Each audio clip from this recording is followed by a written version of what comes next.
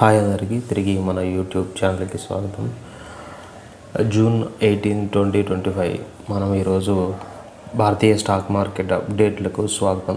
మీరు కొత్తగా మార్కెట్ గురించి తెలుసుకోవాలనుకుంటున్నారా లేదా సాధారణంగా ఆసక్తి ఉన్నవారైనా ఈ వీడియో మీకు సరళంగా అర్థమయ్యేలా ఉంటుంది.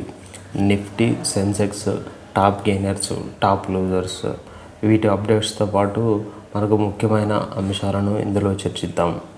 ముందుగా మనం చూసుకుంటే బిఎస్సి సెన్సెక్స్ అనేది ఈరోజు 138 పాయింట్స్ డౌన్ అయ్యింది. 81,444 పాయింట్స్ దగ్గర క్లోజ్ కావడం జరిగింది. అయితే ఈరోజు మనకి ప్రీవియస్ క్లోజింగ్తో చూస్తే 200 పాయింట్స్ దగ్గర ఓపెన్ అయింది. డౌన్లో ఓపెన్ అయింది మార్కెట్. ప్రీవియస్ క్లోజింగ్ వచ్చేసి 81,583, కానీ ఓపెన్ కావడం వచ్చేసి 81,314 పాయింట్స్ దగ్గర ఓపెన్ అయింది మార్కెట్ ఓపెన్ కావడం.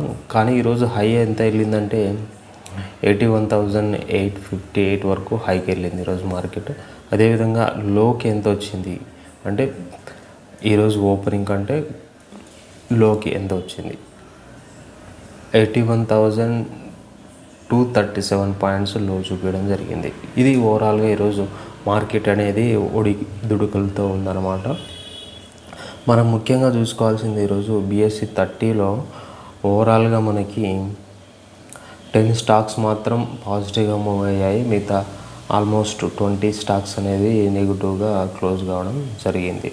ఇక్కడ చూస్తే మీరు ఇండస్ఇండ్ బ్యాంక్ కానీ, టైటన్ కానీ, Mahindra and Mahindra, Maruti, Asian Paints, Bharti Airtel, Eternal, Zomato, Axis Bank, Ultra సెమ్కో, హెచ్డిఎఫ్సి ఇక్కడ వరకు మాత్రం మనకి పాజిటివ్గా మూవ్ అయ్యాయి స్టాక్స్. అదేవిధంగా మిగతా అవన్నీ కూడా ఈ బిఎస్సి 30లో నెగిటివ్గా క్లోజ్ కావడం జరిగింది. అవి ఏంటంటే ఎస్బీఐ కానీ, రిలయన్స్ కానీ, కోటక్ కానీ, Sun Pharma, Tech Mahindra, Tata steels, ITC, Power Grid, Bajaj Finserv, Infosys, LNT, Tata Motors, ICICI Bank, HCL Technologies, NTPC, Nestle, తర్వాత Bajaj Finserv, Hindustan Unilever, Adani Ports, TCS ఇలా మిగతా అన్ని స్టాక్స్ కూడా నష్టాల్లో ముగియడం జరిగింది. మనం ఇంకా ఎన్ఎస్సి నిఫ్టీ గురించి చూసుకున్నట్లయితే ఈరోజు 41 పాయింట్స్ నష్టపోవడం జరిగింది. 24,812 పాయింట్స్ దగ్గర క్లోజ్ కావడం జరిగింది. ఈరోజు ఓపెనింగ్ కావడం మాత్రం మనకి 24,788 వద్ద ఓపెన్ అయింది. ఈరోజు డేలో హైకి వెళ్ళింది మాత్రం 24,947 పాయింట్స్ దగ్గర హైకి వెళ్ళింది. లోకు వచ్చింది మాత్రం 24,750 పాయింట్స్ దగ్గర లోకి అయితే వచ్చింది. ఓవరాల్గా క్లోజ్ కావడం మాత్రం 24,812 దగ్గర క్లోజ్ కావడం జరిగింది. ఇక మనం ఎన్ఎస్సిలో టాప్ గెయినర్స్ చూసుకుంటే ఈరోజు IndusInd bank, Titan, Trent, Maruti, తర్వాత M&M అనేటువంటివి లాభాల్లో ముగియడం జరిగింది. అదేవిధంగా ఈరోజు మనం టాప్ లూజర్స్ చూసుకుంటే TCS, Adani ports, Hindustan Unilever, Nestle, తర్వాత జేఎస్డబ్ల్యూ స్టీల్ అనేటువంటివి టాప్ లూజర్స్గా ఉన్నాయి. ఇక్కడ అదేవిధంగా మనకి మోస్ట్ యాక్టివ్ వాల్యూలో ఎంత వాల్యూ ఎక్కువ జరిగింది ఈరోజు ఎన్ఎస్సిలో అనేటువంటిది హెచ్డిఎఫ్సి బ్యాంకు ఫస్ట్ ప్లేస్లో ఉంది. తర్వాత IndusInd bank, Reliance, ICICI bank, Bharti Airtel ఇలా ఇవన్నీ కూడా మోస్ట్ వాల్యూ ట్రేడెడ్ స్టాక్స్గా చెప్పవచ్చు. అంటే వాల్యూ పరంగా మనం చెప్పుకోవచ్చు. అదే నెంబర్ ఆఫ్ షేర్స్ ఏవి ఎక్కువగా ట్రేడ్ అయ్యాయి ఈరోజు ఎన్ఎస్సిలో అనుకుంటే మనకి ఇండస్ఇండ్ బ్యాంకు, బిఈఎల్, తర్వాత ఎన్టీపీసీ, ఎటర్నల్, టాటా స్టీల్స్ ఇవి వాల్యూమ్ పరంగా నెంబర్ ఆఫ్ షేర్ల పరంగా ఇవి ఎక్కువగా ట్రేడ్ కావడం జరిగింది. ఇక నిఫ్టీ 50లో మనం చూసుకున్నట్లయితే మనకి నిఫ్టీ 50లో ఓవరాల్గా 14 స్టాక్స్ అనేటివి పాజిటివ్గా క్లోజ్ కావడం జరిగింది. మిగతా స్టాక్స్ అన్నీ కూడా నెగిటివ్లో క్లోజ్ కావడం జరిగింది. ఇక్కడ మీరు చూడవచ్చు చార్టు ఏ స్టాక్స్ అయితే పాజిటివ్గా క్లోజ్ కావడం జరిగింది. అదేవిధంగా మిగతా అన్ని స్టాక్స్ కూడా నెగిటివ్లో క్లోజ్ కావడం జరిగింది. ఈరోజు మార్కెట్లలో నష్టానికి గురి కావడానికి ముఖ్య కారణం మనం చూసుకున్నట్లయితే గ్లోబల్ టెన్షన్స్ అని చెప్పొచ్చు. ఎందుకంటే ముఖ్యంగా ఇజ్రాయిల్ ఇరాన్ సంఘర్షణ కారణంగా లాస్ట్లో ముగియడం జరిగింది. అదేవిధంగా యుఎస్ ఫెడ్ రేట్స్ కూడా ఎక్స్పెక్ట్ చేస్తున్నాము. ఆ యుఎస్ ఫెడ్ రేట్స్ పెంచినట్లయితే మార్కెట్ ఇంకా కొద్దిగా పడే అవకాశాలు అయితే ఉందన్నమాట.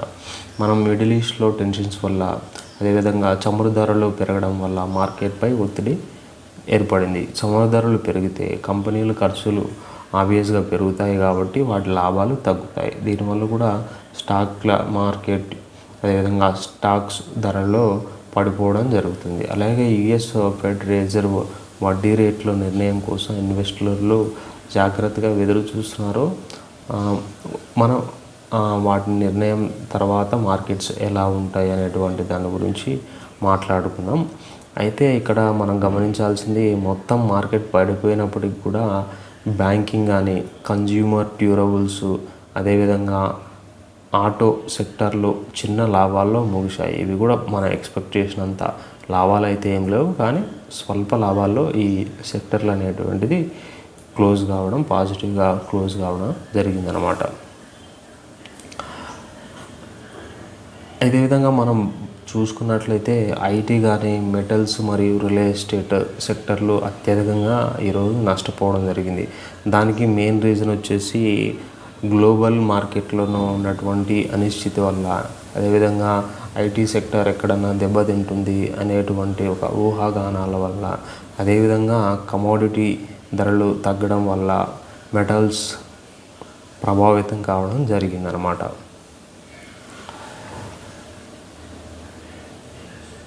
ఇదే విధంగా ఐటీ మరియు పెయిన్ స్టాక్స్ బలమైన డిమాండ్ మరియు పాజిటివ్ అనలిస్ట్ రేటింగ్ వల్ల కూడా బాగా పనిచేసాయి. అదేవిధంగా మనకి చూసుకున్నట్లయితే కొన్ని టెక్ స్టాక్స్ అనేవి బాగా పెరగడం జరిగింది. అదేవిధంగా ఏషియన్ పెయింట్స్ కూడా అందులో ఒకటి పెరగడం జరిగింది.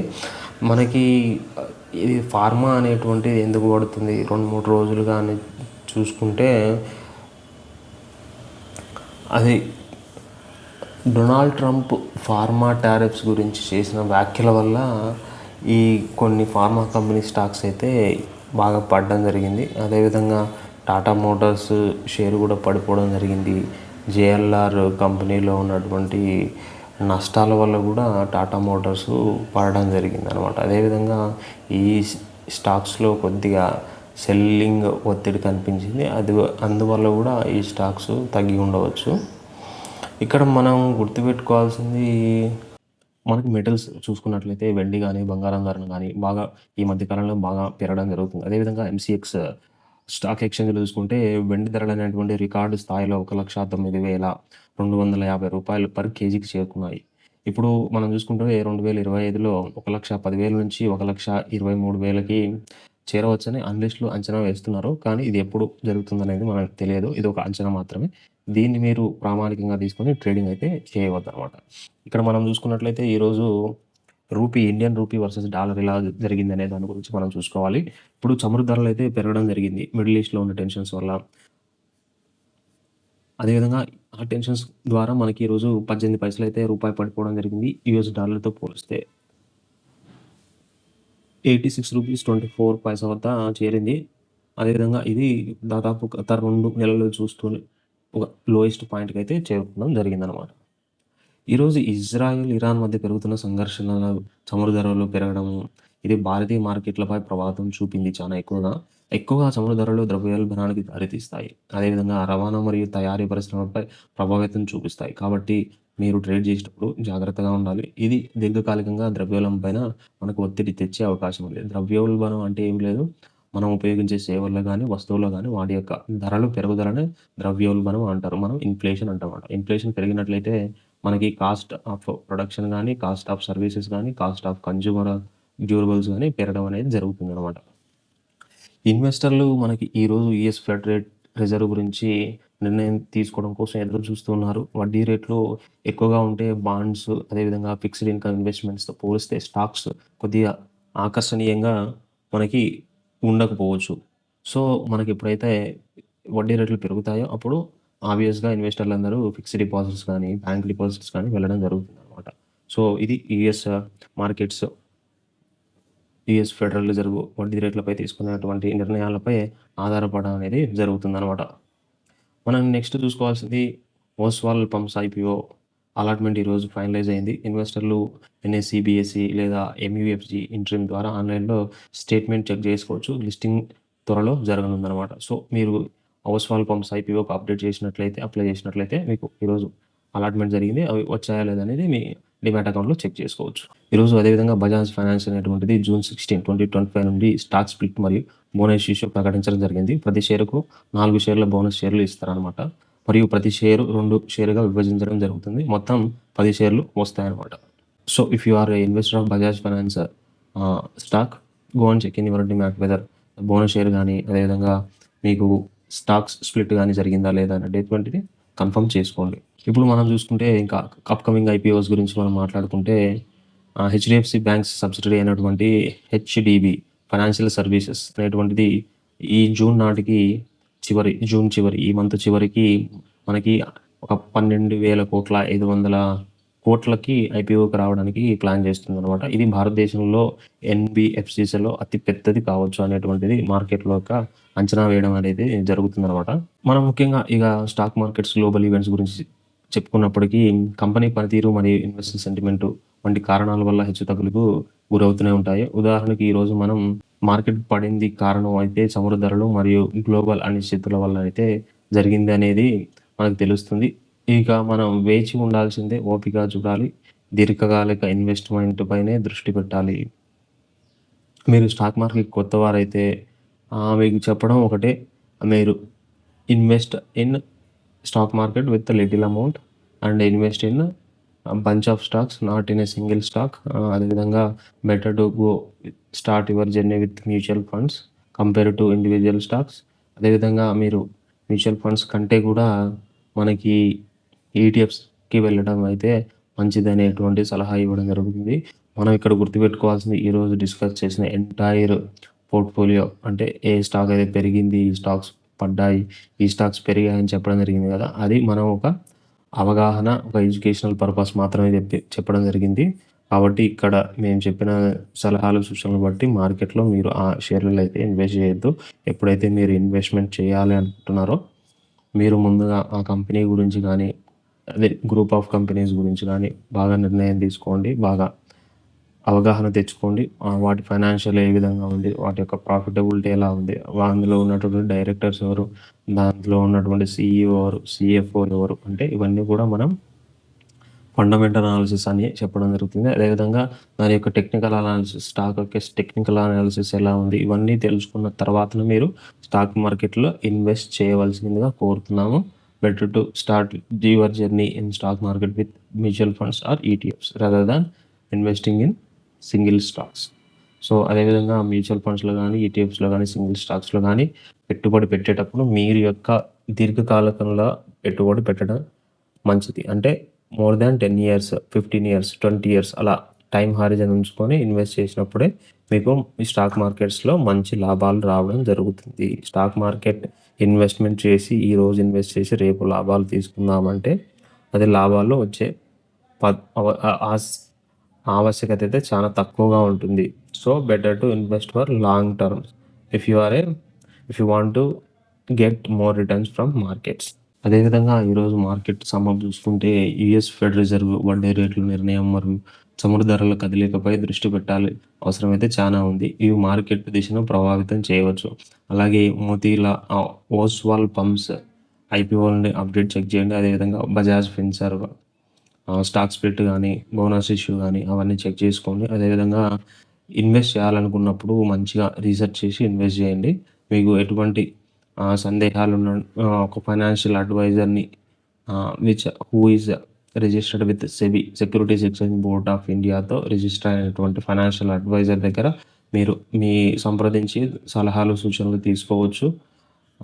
అదేవిధంగా ఇంకా ఎటువంటి సందేహాలు ఉన్నా కానీ మన కమెంట్స్లో కామెంట్ చేయండి. అదేవిధంగా మీకు ఈ అప్డేట్స్ ఉపయోగపడ్డాయి అనుకున్నట్లయితే ఒక లైక్ చేయండి, షేర్ చేయండి. అదేవిధంగా ఆ ఛానల్ని సబ్స్క్రైబ్ చేయండి. మీ ప్రశ్నలు కామెంట్స్లో అడగండి. మళ్ళీ రేపు కలుద్దాం. అంతవరకు ధన్యవాదాలు. Thank you for watching.